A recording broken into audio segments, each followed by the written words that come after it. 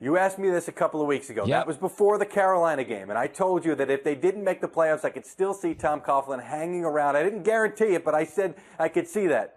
Colin, I'm going to walk that back right now because everything I've heard since that Carolina game and how disappointing it was, yeah, they fought back in the end, but they didn't really come out of the gate strong like you usually see a Tom Coughlin team do in that game right there. I was actually told even after the game, Coughlin was on the field playing with his grandkids, which nobody has really seen. And they said, this is a different Tom Coughlin. And I think that he's ready to move away. And a lot of people are talking right now as if it's an inevitability that on Monday he is going to resign. I'm hearing that from a lot of people. Oh, wow. That's okay.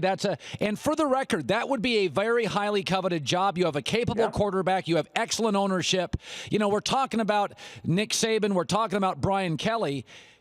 And Andrew Luck, I got to tell you, New York Giants, I think they could get anybody. I think any agent and any top coach would work for the Maras. The only downside would be you got to deal with the New York press and the New York scrutiny, right?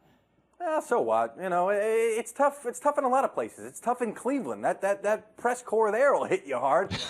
You know, it should be looked at as a plum job. Now, the only issue though is that the Maras and the Tisches, since they've owned the team, have wanted a separation of personnel and coaches. They don't like a coach to have full control. They want to have their scouts do what the scouts do, the personnel guys do what the personnel guys do, and the coaches coach. It doesn't mean that the coach doesn't have input in personnel. He certainly does, but they want a guy that's going to be able to work with that front office, and every indication is that it's going to continue to be Jerry Reese, even though there's a lot of questions about that roster and the lack of depth on that roster. So, yeah, it's a plum job. The only takeaway would be, you know, you wouldn't have that Saban, like, I can come in and I can be the emperor of everything here.